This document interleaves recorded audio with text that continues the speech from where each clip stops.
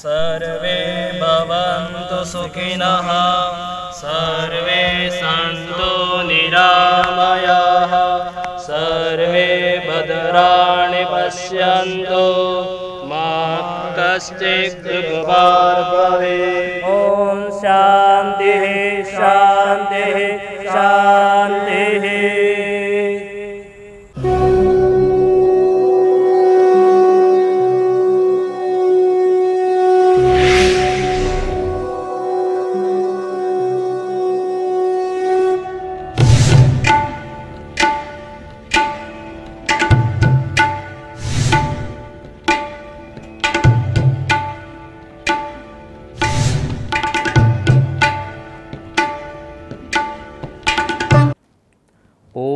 विश्वानि देव सवितद्दुरितानि परासुव जद्भदरन्तन्नासुव। सर्वेभ्यो नमः। समुपस्थित वल्लभ कुल के चरणों में दंडवत प्रणाम। उपस्थित वक्ताश्रियों को वंदन। आरोग्य फाउंडेशन ऑफ इंडिया एवं धर्म आरोग्य सेतु संस्था के अग्रगण्य पदाधिकारीगण एवं इस चैनल के माध्यम से इस दिव्य आयोजन के साक्षी बने हुए सभी श्रोता एवं दर्शक वृंद। पवित्र अधिक मास में यह ज्ञान गंगा का वहन हो रहा है और हम सभी उस पवित्र गंगा में स्नान पान और आचमन कर अपनी वाणी विचार व्यवहार वर्तन सभी की शुद्धि करके परमात्मा के प्रियजन बनने कृपार्थी बनने का अल्प प्रयास कर रहे हैं। धर्म से जुड़े विज्ञान और अध्यात्म से जुड़े आरोग्य के मूल मर्म को अनुभूत कर रहे हैं। अतः आज हमारे मध्य में विराजमान है पंचम पीठ के आचार्य परम पूज्य गोस्वामी 108 श्री अनिरुद्ध लाल जी महोदय श्री कामवन सूरत। आप श्री ने अपने पितृचरण गोस्वामी श्री द्वारकेश लाल जी महाराज श्री के समीप उनकी निश्रा में स्वमार्गीय सिद्धांतों का अध्ययन किया है।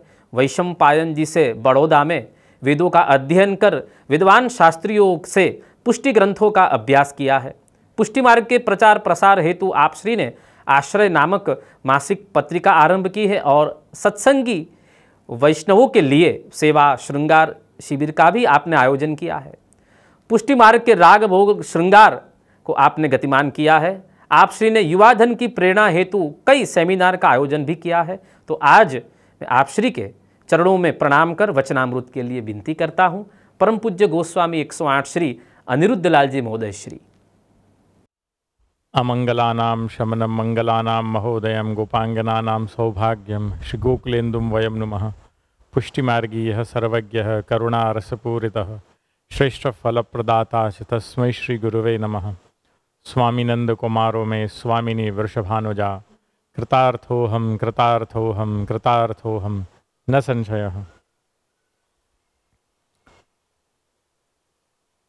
आरोग्य फाउंडेशन ऑफ इंडिया द्वारा ये एक बहुत ही सुंदर कार्य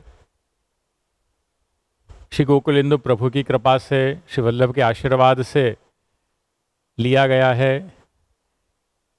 ये एक ऐसा कार्य है जो सभी वैष्णवों के हृदय को प्रसन्न करता है। इस हेतु मैं महेश भाई एवं कमलेश भाई संघवी को खूब खूब अभिनंदन देता हूँ, आशीर्वाद देता हूँ कि आज ही नहीं वो आगे चलकर भी ऐसे ही वैष्णव संप्रदाय के कार्य करते रहें, क्योंकि जगत गुरु श्रीमद् वल्लभाचार्य जी के द्वारा इतने सुंदर सिद्धांत हमें प्राप्त हैं कि उनका प्रचार एवं प्रसार होना खूब ही आवश्यक है। तो ये आनंद की उर्मी अभिव्यक्त करते हुए ये जो आज का विषय लिया गया है प्रियजनों, बहुत ही सुंदर विषय है कि धर्म और आरोग्य का सेतु। संस्कृत में कहावत है यत्र यत्र अग्नि तत्र तत्र धूम्रः, अर्थात जहाँ जहाँ अग्नि है वहाँ वहाँ जरूर धुआं रहेगा। इस ही न्याय से यदि हम कहें कि जहाँ जहाँ धर्म है वहाँ वहाँ आरोग्य है। इस बात को कोई भी व्यक्ति नकार नहीं सकता, क्योंकि आज से हजारों वर्ष पहले समस्त विश्व के जो सबसे प्राचीनतम धर्म हिंदू धर्म प्राचीन ऋषि मुनि एवं आचार्यों द्वारा जो प्रस्थापित किया गया, तो उसका यदि मैं कहूँ कि एंड यूज़र कौन है, वो आज के हमारे व्यक्ति ही हैं, आप और हम जैसे सामान्य व्यक्ति के जो इस धर्म का अधिकाधिक लाभ ले रहे हैं। तो बहुत एक सुंदर बात है कि आज हम पाश्चात्य जगत में हमारा जो शरीर है उसको हम एकमात्र अमुक 200 से ऊपर हड्डियों का समन्वय, रक्त एवं मांस का समन्वय, इस ढंग से हम हमारे इस शरीर को लेते हैं। परंतु अपने भारत में इस शरीर को मात्र इन पदार्थों का समन्वय नहीं मान के इस शरीर के साथ साथ इसमें एक बुद्धि भी है एवं एक हृदय भी है। ऐसा समन्वय एक वेस्टर्न आउटलुक और एक ईस्टर्न आउटलुक में ये बहुत बड़ा फर्क माना गया कि अपने यहाँ बॉडी, माइंड एंड हार्ट, इन तीनों का समन्वय है। तो अपने प्राचीन ऋषि मुनि एवं आचार्यों ने ये जो धर्म की स्थापना की, ये मात्र शरीर सुधरे इस हेतु नहीं, शरीर भी सुधरना चाहिए, बुद्धि भी सुधरनी चाहिए एवं हृदय भी सुधरना चाहिए। तब जाके जो है व्यक्ति संपूर्ण जो है स्वस्थ हो पाता है और खुश हो पाता है। आप ही सोचें प्रियजनों कि यदि आपका बच्चा बहुत अच्छा इंजीनियर बने परंतु बहुत बुरा पड़ोसी बने तो क्या चलेगा? नहीं चलेगा। या आपकी बेटी बहुत अच्छी डॉक्टर बने पर बहुत बुरी माँ बने, नहीं चलेगा। हमें लाइफ में सक्सेसफुल होने के लिए, एक कंप्लीट व्यक्ति बनने के लिए माइंड, बॉडी एंड हार्ट का एक सुंदर समन्वय, बैलेंस, वो जरूरी है। हमारे प्राचीन ऋषि मुनियों ने जैसे मैं आपको बताऊं कि धर्म हमारे शरीर, हमारे बुद्धि एवं हमारे हृदय तीनों को कैसे प्रसन्न करता है, एवं क्योंकि आरोग्य इसको ही कहते हैं कि जब ये तीनों पहलू हमारे प्रसन्न हों। नहीं तो जैसे मैंने अभी आपको बताया कि यदि एक भी रुग्ण हो गया, आरोग्य जिसमें नहीं है, तो व्यक्ति प्रसन्न नहीं हो पाता। तो ऋषि मुनियों ने सर्वप्रथम तो अपना शरीर स्वस्थ हो इस हेतु एतदर्थ उन्होंने 16 संस्कार की परंपरा लाए कि भाई हमारे जो मानव देह वो सबसे मूल्यवान वस्तु है प्रियजनों। और आप भी जानते हैं कि प्रत्येक व्यक्ति यदि सबसे ज़्यादा प्रेम करता हो किसी चीज़ से तो अपने शरीर से। आज हम प्रत्येक व्यक्ति हजारों लाखों रुपए अपने शरीर पे लगाते हैं, तो वह शरीर अच्छा रहे ये तदर्थ उन्होंने एक बहुत सुंदर प्रणाली लाए 16 संस्कार की, कि जन्म से लेके हमारी आंख बंद हो तब तक कब क्या करना है हमें इस शरीर से। जैसे एक लौकिक उदाहरण आपको दूं कि हम कहीं बाहर गए और बाहर से लौटकर घर आए तो हम अपने कपड़े धोने डालते हैं, कपड़ों को हम धोते हैं, उन पर पानी डालते हैं। तो आपने अपने कपड़े पर तो पानी डाला, धोए, तो क्या आप अपने मोबाइल पर भी पानी डालते हो क्या? आप समझ रहे हैं मैं क्या कहना चाह रहा हूं कि हम जानते हैं कि कपड़े पर पानी डालने से कपड़ा अच्छा होगा, पर यदि मोबाइल पर आपने पानी डाला तो वो नुकसान हो जाएगा, गलत हो जाएगा। तो वैसे ही हमारे ऋषि मुनि एवं आचार्य जानते थे कि इस मानव देह के साथ क्या किया जाए, कब क्या किया जाए। उन्होंने कि जैसे बच्चे का जन्म हुआ तो 40वें दिन निष्क्रमण संस्कार कहे, अर्थात कि उसे सुबह के कोमल सनलाइट में बच्चे को रखा जाए। 6 महीने बाद अन्नप्राशन का कहा गया कि बाहर का भोजन, आउटसाइड फूड, उसे प्रथमतः कब मिले पहली बार, कब बच्चे के हम बाल जो हैं उतारें, चौल संस्कार, कब उसके कान छेदें, कर्ण छेदन, कब उसका विद्यारंभ संस्कार, कब उसको पढ़ाने भेजें। तो उन्होंने इतनी सुंदर प्रणाली बनाई कि हमारा शरीर स्वस्थ रहे। क्योंकि जैसा मैंने कहा कि प्रत्येक व्यक्ति को और प्रत्येक नवजात शिशु को यदि हमें कुछ देना हो तो 3 चीज़ दीजिएगा, हेल्दी बॉडी, वर्किंग माइंड और सेटिस्फाइड हार्ट। ये 3 चीज़ आप देंगे, भले आप बच्चे को करोड़ों रुपए मत दो, कुछ मत दो, बड़ी बड़ी डिग्रियां भी नहीं दोगे, पर ये 3 चीज़ आपने दे दी तो आपका बच्चा आज इस विश्व में कहीं भी जाकर रहे तो वह प्रसन्न रहेगा, सक्सेसफुल रहेगा। तो इसलिए और इन तीनों की ही व्यवस्था अपने ऋषि मुनियों ने की। आप देखेंगे जैसा मैंने कहा कि अपना देह स्वस्थ हो, इसलिए उन्होंने ये 16 संस्कार की प्रणाली वो लोग लाए। और ऐसा ही आप देखेंगे तो शरीर के बाद आता है अपनी बुद्धि। चलिए, अपने खूब स्वस्थ हैं आप, अपने कसरत करके जिम्नेशियम में जाकर आप जो है अपना शरीर को वर्जिश करके अच्छा बना लिया, पर यदि आपकी बुद्धि दौड़ नहीं रही तो आप कहीं नहीं जा पाएंगे। आप समझ रहे हैं ना, जड़ व्यक्ति कहीं नहीं चल सकता। अर्थात स्वस्थ शरीर के बाद आता है दौड़ती बुद्धि। आपको पता होना चाहिए कि 2 और 2 4 होते हैं। आपको पता होना चाहिए कि बम्बई से दिल्ली जाना हो तो कैसे जाया जाए।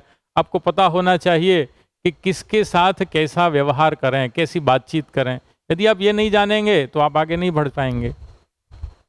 बुद्धि होगी तो आप अच्छे और बुरे का भेद जान पाएंगे। जैसे हम काल, सफ़ेद और श्याम का भेद जानते हैं, ऐसे जैसे जैसे व्यक्ति बड़ा हो उसे जीवन में अच्छे और बुरे कार्यों का भेद पता होना चाहिए। इसलिए ऋषि मुनियों ने, हमारे वल्लभाचार्य जी ने कहा कि काम, क्रोध, लोभ, मोह, माया, मत्सर, ये 6 चीज़ हैं जिनसे आप बचेंगे।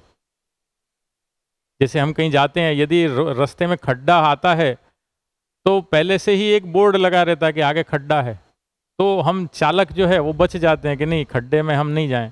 तो ऐसे हमारे पूर्व आचार्यों ने बताया कि हमारे बुद्धि को नाश करने वाले क्या क्या चीज़ें हैं। तो इससे क्या होगा, हमारी बुद्धि स्वस्थ होगी। यदि हमारी बुद्धि अस्वस्थ है तो हम आगे नहीं बढ़ पाएंगे प्रियजनों।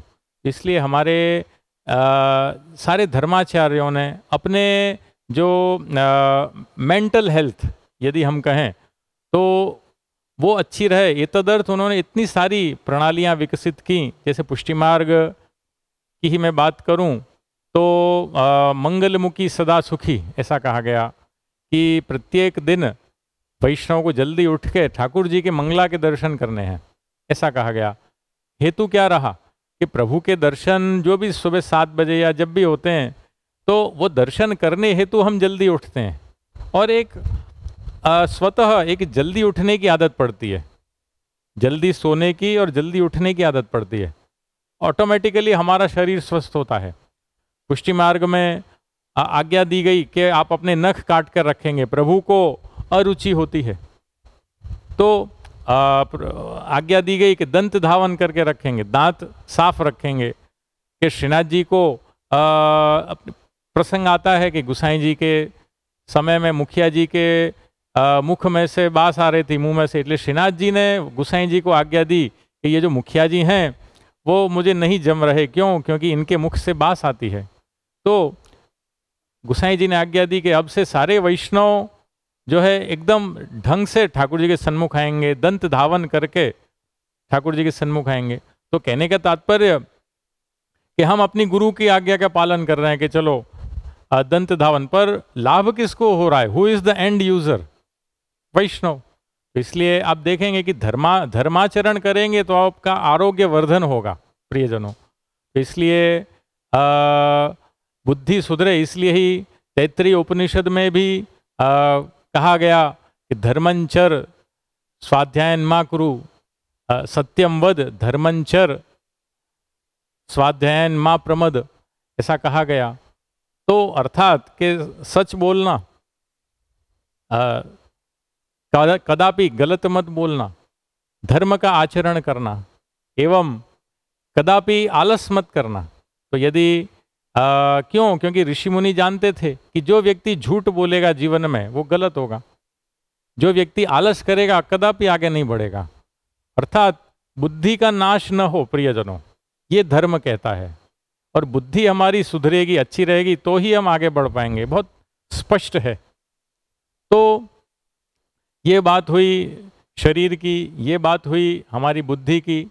अब आता है हमारा हृदय, अर्थात हम बुद्धि द्वारा हमारे जीवन में सब अर्जित तो कर लेते हैं, नया घर ले लिया, गाड़ी ले ली, हम सक्सेसफुल हो गए। पर मेरा प्रश्न है कि आपको नई गाड़ी कितने दिन अच्छी लगती है? 2 महीना, 3 महीना। आपका नया मोबाइल आपको कितने दिन अच्छा लगता है? 7 दिन, 10 दिन। पर तत्पश्चात वो एक नॉर्मल चीज हो जाती है। अर्थात लौकिक चीजें वो हमें शाश्वत सुख नहीं दे पाती। शाश्वत सुख देता है मात्र धर्म, मात्र हमारे ठाकुर जी, हमारे गुरुदेव श्री वल्लभ, जिसकी जहाँ श्रद्धा। उदाहरण के तौर पे मैं आपको कहूँ कि एक नींबू होता है, उसे आप निचोड़ेंगे तो वो 2-3 बार उसमें से रस निकलेगा, उसके बाद नहीं निकल पाता। गन्ने का रस आता है, आप उसे मशीन में से रस निकालिए, 2-3 बार उसमें से रस निकलेगा, फिर वो सूख जाएगा, उसमें फिर और रस देने का सामर्थ्य नहीं है।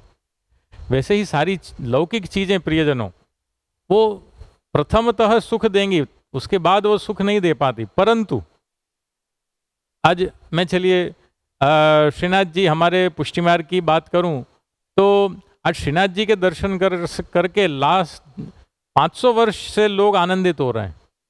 आज आपको निरख के सैकड़ों सालों से वैष्णवों के आंखों में पानी आ रहा है।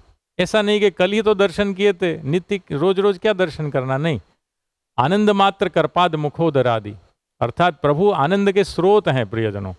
जैसे गंगोत्री वो गंगा जी का स्रोत है, यमुनोत्री वो यमुना जी का स्रोत है, वैसे आनंद यदि कहीं से निरंतर आ रहा हो, निकल रहा हो प्रियजनों, तो वो प्रभु के चरणारविंद हैं, श्री वल्लभ के चरणारविंद हैं।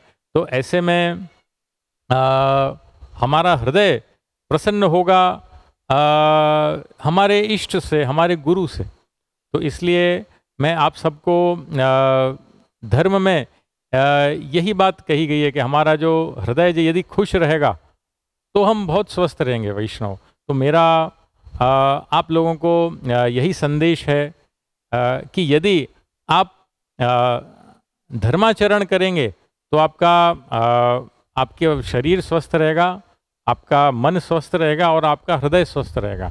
और इन तीनों का समन्वय होगा तो ही हम आगे बढ़ पाएंगे। यदि आप धार्मिक हैं तो जो है आप और ये 16 संस्कार के अनुसार आप आगे बढ़े तो आपका शरीर स्वस्थ रहेगा।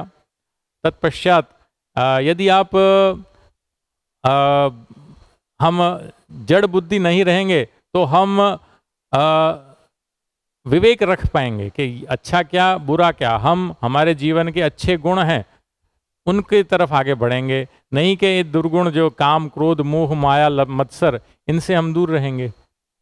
और यदि हम जो है धार्मिक रहे तो हमारे ठाकुर जी में हमारा खूब प्रेम रहेगा और जीवन में जो भी ऊंच नीच आती रहती है उनका हम पर असर नहीं होगा।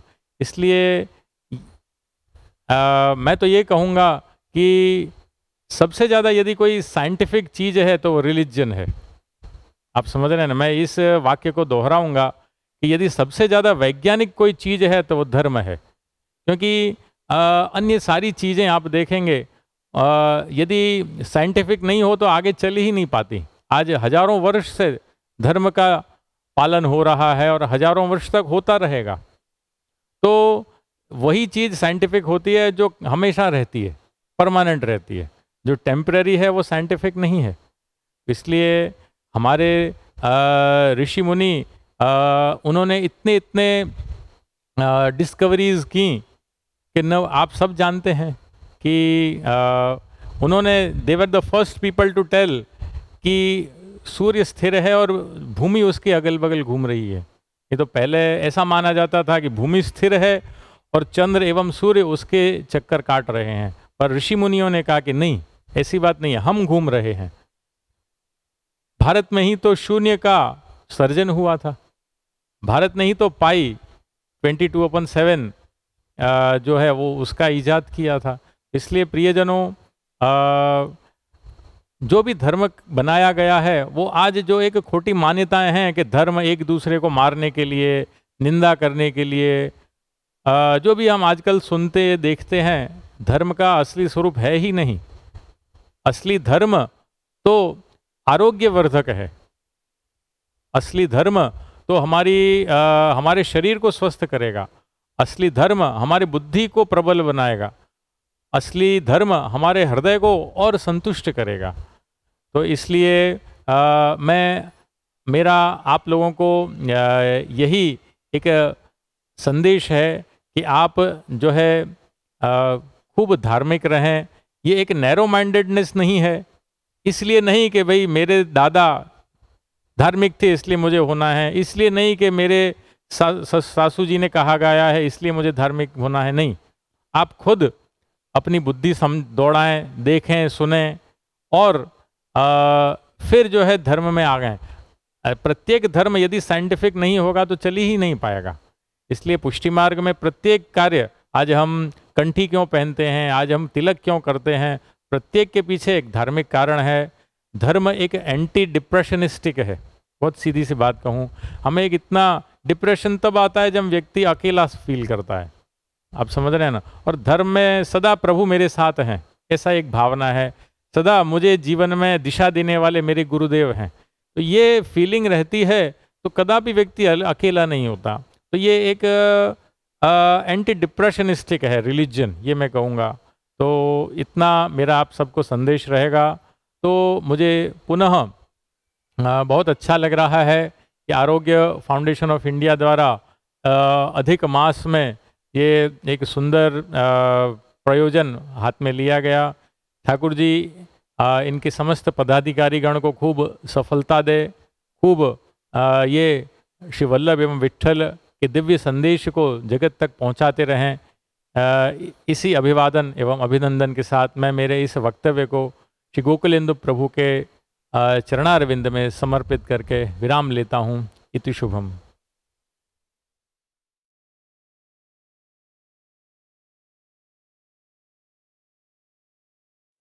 आज मुझे धर्म और विज्ञान के बारे में कुछ जानकारी देने हुए खुशी हो रही है कि धर्म की और विज्ञान की जो धारा है वो एक सिक्के की दो बाजू की तरह अपने आप में मिलती है।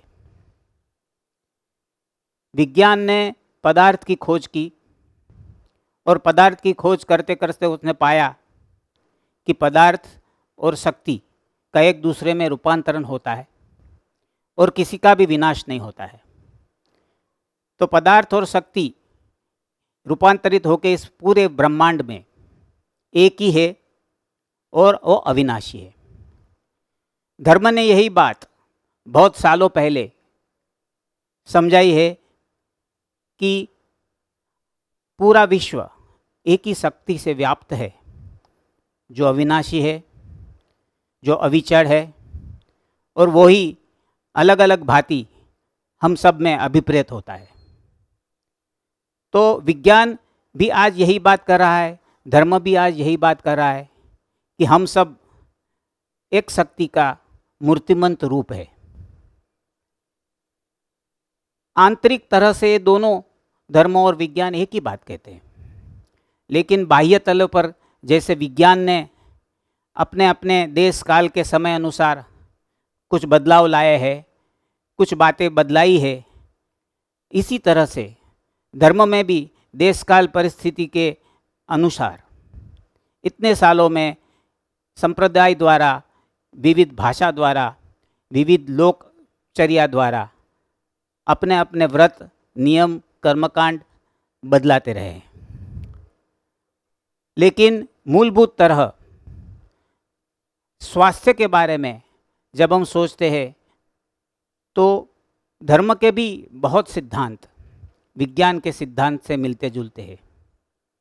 और जैसे बाहर है ईश्वर, ऐसे अंदर भी है, और अंदर के ईश्वर की प्रतीति अपना स्वस्थ शरीर होने से ही होती है।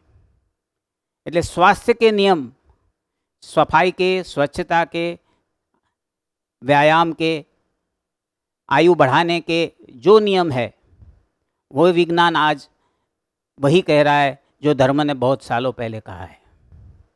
इसलिए जो विसंगतता, जो विपरीतता जो शुरू के ज़माने में दिख रही थी कि धर्म और विज्ञान एक दूसरे के भिन्न बात कर रहे हैं, आज वो दोनों एक ही प्लेटफॉर्म पे एक ही बात कर रहे हैं।